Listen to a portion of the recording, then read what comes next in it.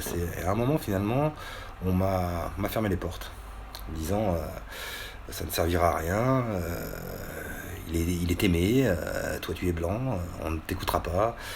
Et ben non. Là, il a tellement fait de mal, parce que pour le coup, il a fait du mal en arnaquant les gens, et il a fait beaucoup de mal aux Congolais. Je me dis pourquoi pas, moi, mettre mon pied à l'édifice pour lui dire ces quatre vérités, et lui dire que ce qu'il a fait, c'est pas bien, et que de toute façon, il le paiera un jour ou un autre, et qu'il se souvienne bien aussi de ma tête, parce que de toute façon, je suis pas près de moi de l'oublier, et je ne lâcherai pas l'affaire. Je ne lâcherai pas l'histoire, sachant en plus qu'il m'a mis dans une. Il m'a intégré dans une histoire et dans une affaire qui est vraiment très, très, très, très sale. Pendant que nous étions en train de faire des courses à droite et à gauche dans le cadre de ces activités nocturnes pour la soirée de la SAP, il m'a fait une grosse révélation. Il avait trouvé à Bussy-Saint-Georges un tueur qui agit au pays, qui tue les gens au pays, et, euh, et il l'a retrouvé sur Paris. Lui, le grand Momo Makosso, avait retrouvé cette personne-là, savait exactement où cette personne-là habitait, et pour le bien de la société, pour le bien de tous les Congolais, il fallait absolument aller le dénoncer, et il fallait aller faire un petit peu de tapage là-bas sur place, pour que cette personne-là, en fin de compte, puisse se retrouver derrière les verrous, et on m'annonce ça, moi chauffeur VTC, moi avec un grand cœur, moi avec un tueur. Il faut aider les gens. Pourquoi pas? J'accepte. J'accepte de me déplacer avec le van. J'accepte d'emmener quelqu'un pour qu'il puisse aller coller les affiches, pour qu'il puisse aller coller des affiches, parce que c'était sous format d'affiches, avec de belles affiches, avec des gens tués, des Congolais qui avaient été tués au pays, finalement, le portrait de cette personne-là. Et il fallait aller le placarder partout chez les voisins, partout dans ce petit village de Seine-et-Marne. Et j'ai accepté de faire la course. Pour moi, c'était une course simple. Course simple qui devait normalement m'être payée comme une course traditionnelle. Ça faisait pas l'objet d'un marché supplémentaire ou pas du tout. Il y avait 50 km, ça correspondait au taux kilométrique avec le forfait à l'heure. Enfin, je déposais quelqu'un. Cette personne-là collait les affiches. On en mettait un petit peu à droite, à gauche chez tous les voisins pour juste que tous les voisins sachent exactement à quel voisin ils avaient affaire. C'était un tueur et il fallait le dénoncer. Moi, je pensais même faire une bonne action. Il s'avère que j'ai été complice d'une tentative d'escroquerie et je ne le savais pas. Donc je suis prêt, je l'ai dit d'ailleurs à ces personnes-là à qui je sais que j'ai fait du mal sans le vouloir, je leur ai parlé d'ailleurs, j'ai réussi à les contacter. Je suis prêt même à aller, même pas me défendre, mais à aller me constituer, à aller m'expliquer vis-à-vis de la police, auprès de laquelle ces personnes-là ont été obligées de déposer plainte parce que c'était vraiment une très grosse histoire quand même. Il s'avère que la personne qui a été dénoncée par Momo Makosso n'était pas un tueur du tout, était un pasteur connu de tout le monde. Donc je tairai le nom parce que je pense que cette histoire-là, il y a déjà eu des choses qui sont sorties sur internet, des choses vraies, mais des choses dont je vais taire, tous les détails. Les détails ne servent pas à grand chose. Tout ce que je peux vous dire, c'est qu'il y a une tentative d'extorsion qui a été faite à l'encontre de ce pasteur. Et c'était sous le format justement d'affiches diffamatoires où M. Makosso a essayé de les faire fuir pour sûrement faire exactement ce qu'il avait fait. Je me suis renseigné, j'ai parlé aussi à ces personnes-là. Ces personnes-là se sont fait extorquer d'une très grosse somme d'argent. Et là, c'était la troisième tentative d'extorsion. Ils avaient déjà été extorqués 2 fois. Et il a essayé de les extorquer pour la troisième fois. Là, pour le coup, ça n'a pas bien fonctionné. Il n'a pas réussi. Mais en les diffamant comme ça et en mettant des affiches à droite et à gauche, j'ai, car je suis complice, je ne le nie absolument pas, j'ai emmené tout le monde, enfin, j'en ai la personne qui s'appelle, normalement je ne dois pas donner de nom, mais on va quand même donner un certain nom, la personne qui était avec moi dans le van qui s'est déplacé sur place dans le 77 à Bussy-Saint-Georges s'appelait Chabert. Je ne connais pas son nom, je ne connais que son prénom. un monsieur d'une soixantaine d'années, que j'avais rencontré souvent dans les activités de Momo. Et c'est ce monsieur-là qui était avec moi, qui est venu, qui a déposé les affiches, qui les a déplacées à droite à gauche sur les terrains des voisins. Et il s'avère que c'était vraiment une tentative d'extorsion qui a fait du mal à ces gens-là. Moi, j'ai réussi à les avoir au téléphone car monsieur Makossa avait juste oublié une chose. Il avait, avant d'oublier de me payer, il avait oublié des affaires dans mon van. C'est pas qu'il avait... Il y a des affaires qu'il m'avait demandé d'aller récupérer à droite et à gauche, une enveloppe que j'avais jamais ouverte jusqu'à très tardivement. Et à l'intérieur de cette enveloppe, j'ai retrouvé toutes les informations sur cette tentative d'extorsion, même sur des faux papiers d'identité, sur des faux contrats de travail, sur de très vilaines choses. Et c'est à ce moment-là que je me suis rendu compte que la chose que moi j'avais été faire à Bussy-Saint-Georges dans le 77 était une grosse erreur, n'était même pas le fait d'aller dénoncer quelqu'un, c'était absolument pas ça. En fin de compte, là, j'ai été faire du mal gratuitement à quelqu'un, missionné par quelqu'un, mais j'ai été faire du mal à quelqu'un qui n'était absolument pas la personne dont on m'avait parlé. On m'a parlé d'un tueur, c'était pas un tueur du tout. Et là, c'était quelqu'un qu'on voulait extorquer, à qui en fin de compte on voulait faire une mauvaise publicité. Et ça a été fait. Je le regrette. J'en ai parlé aux personnes parce que j'ai eu leurs coordonnées. Je me suis pas déplacé chez eux, je les ai eus au téléphone. J'ai expliqué mon problème, j'ai expliqué que oui, c'était moi. C'est moi qui me suis déplacé, je sais exactement où ils habitent. J'avais déjà d'ailleurs, pour le coup, été plusieurs fois avec monsieur Makosso.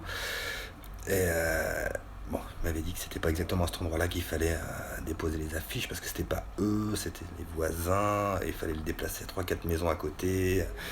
Enfin, c'est toute une histoire. Si vous voulez avoir vraiment plus de détails, peut-être qu'un jour j'en parlerai, mais là pour l'instant c'est pas le but.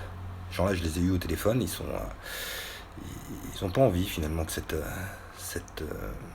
histoire s'ébruite, parce que c'est jamais agréable en fin de compte d'avouer à tout le monde qu'on s'est fait extorquer, d'avouer à tout le monde finalement qu'on s'est fait voler, que pour le coup on a été dupe, qu'on a été je sais que c'est une très grosse somme d'argent. Pas du tout au niveau de la somme, pas du tout. Ça correspond pas du tout à la somme que moi, ce monsieur me doit. Mais c'était. Si moi je me suis fait arnaquer, eux se sont fait extorquer. J'ai été complice de cette tentative d'extorsion. J'ai été complice du mal qui a été fait à ces gens-là ce soir-là. Donc, moi je prends mes responsabilités. Je l'ai dit à ces personnes-là, je suis prêt. Je suis prêt s'il fallait absolument aller me déplacer au commissariat de Bussy-Saint-Georges ou quoi. Je prends mes responsabilités, je sais ce que j'ai fait. Je ferai tomber tout le monde parce que ce que je suis en train de vous expliquer là, finalement, je l'expliquerai aux autorités, il n'y a aucun souci. Mais voilà, j'ai fait quelque chose, je pensais aller dénoncer quelqu'un, parce que tout m'avait été présenté comme ça. J'ai été berné. On m'a menti et j'ai fait les choses. Et voilà, j'ai fait les choses. Je m'en veux, mais je sais qui me l'a demandé. Je sais que cette personne-là fait des fêtes, comme la fête de la sapologie, comme de la sape congolaise au Salon de Venise. Je sais que cette personne-là organise des soirées privées en privatisant une boîte de nuit pour l'anniversaire de sa femme. Mais je sais aussi finalement que cet argent-là vient de multiples escroqueries, dont la mienne. Parce que pour moi c'est une escroquerie quand même. 6 000 euros, ça se trouve pas partout. Et je voudrais bien savoir comment faire déjà pour récupérer mon argent, mais quitte à ne pas retrouver mon argent, je ne voudrais pas que ce monsieur en profite encore. Je ne voudrais pas que ce monsieur continue à escroquer les gens, continue à mentir aux gens. Mentir, si c'est maladif, c'est maladif. Hein. Ça tu n'y es pour rien, mais escroquer les gens gratuitement et bien vivre, alors que nous, derrière, nous qui nous sommes fait avoir, nous qui nous sommes fait voler, nous qui nous sommes fait escroquer, nous n'arrivons plus à vivre. Moi, j'ai perdu mon emploi dans cette histoire. Je suis en train de perdre mon appartement. J'ai plusieurs mois de loyer impayés, car depuis le 13 décembre, je n'ai pas été réglé d'aucun de mes salaires. J'ai essayé de travailler, je l'ai fait d'ailleurs jusqu'au 7 mars. J'ai travaillé pour rembourser la, la dette client qui avait été faite au sein de l'entreprise. C'est pas tout à fait comme ça que ça devrait fonctionner, mais je voulais déjà pas que l'entreprise fasse faillite à cause de ça, et soi-disant à cause de moi. C'est quand même moi qui ai accepté de faire des courses pour ce monsieur, c'est moi qui lui ai fait confiance, c'est moi qui ai accepté l'échec, et au final c'est moi qui ne suis pas payé. Donc je perds mon emploi, je perds mon logement, et lui organise des fêtes, se permet tout ce qu'il veut, essaye de continuer à refaire d'autres exactions à droite et à gauche, parce que je me suis renseigné partout, hein, sur internet, à droite, à gauche. Il n'a réellement aucune activité en France, réellement aucune, ni en France ni ailleurs d'ailleurs, ni en France ni ailleurs. Donc l'intégralité des sommes que vous avez pu voir dépensées à droite à gauche sur internet ne sont que le fruit d'extorsion, d'escroquerie, de vol, de larcin. Mais de larcin de très bonne qualité, parce qu'on va des gens pas naïfs, des gens sérieux, des gens posés, des gens pas manipulables, des gens comme moi se sont fait avoir. Moi je ne pensais absolument jamais me faire avoir par quelqu'un. Lui il a réussi. Lui il doit avoir un don. Lui il a vraiment le don de mettre en confiance les gens. J'ai eu confiance quasi tout de suite. Il s'affichait avec des liasses de billets, il te présente de très belles voitures, il t'emmène chez lui où il te présente son mini château. T'es obligé d'avoir confiance, c'est pas que t'es attiré par les paillettes, parce que moi je travaille dans un monde où le strass et les paillettes, je les connais beaucoup. Je travaille avec des artistes très très très connus, et plus les applications Uber et chauffeur privé, dans lesquelles en fin de compte je fais aussi du chiffre d'affaires. Mais c'est lui, il a réellement eu le don de m'embobiner pour au final me mettre une carotte de 6 000 euros.